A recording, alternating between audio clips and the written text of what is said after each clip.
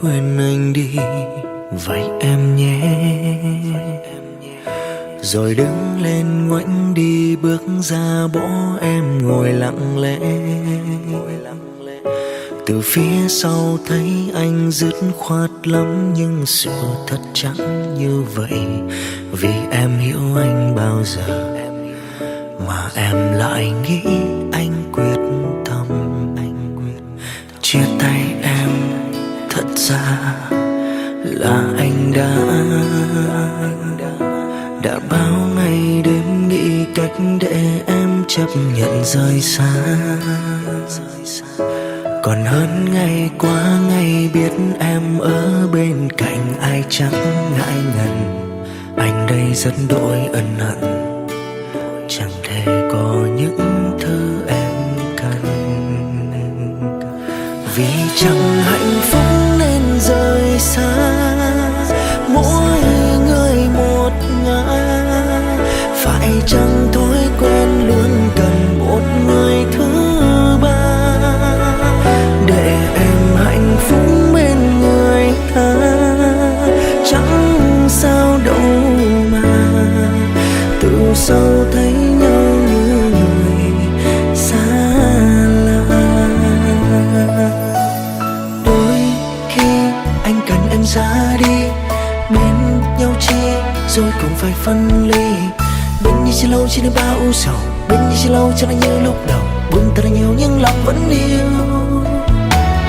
Đôi khi chẳng cần phải bên nhau, xa nhau để dừng lại thương đau. Bên như chỉ lâu chỉ nên bao ưu sầu, bên như chỉ lâu chẳng là như lúc đầu. Buồn thật là nhiều mà chẳng ai thấu hiểu. Ta nên thôi nhau từ lâu mới phải, vì kể ra chúng ta đã từ lâu chẳng là của nhau.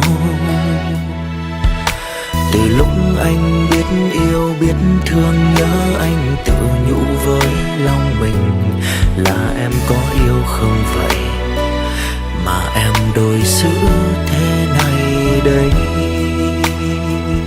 Vì chẳng hạnh phúc nên rời xa, mỗi người một ngã. Phải chăng thói quen luôn cần một người thứ ba, để em hạnh phúc bên người ta. Chẳng sao đâu mà từ sau thấy nhau như người xa lạ. Đừng yêu một lúc hai người nhé, nếu anh chọn nhé thì anh sẽ khuyên em để người ta chở che. Đừng dùng hạnh phúc bên người ta, ở bên anh mà tại sao ánh mắt đượm buồn. Cảm xúc dâng trao tay gạt nước mắt.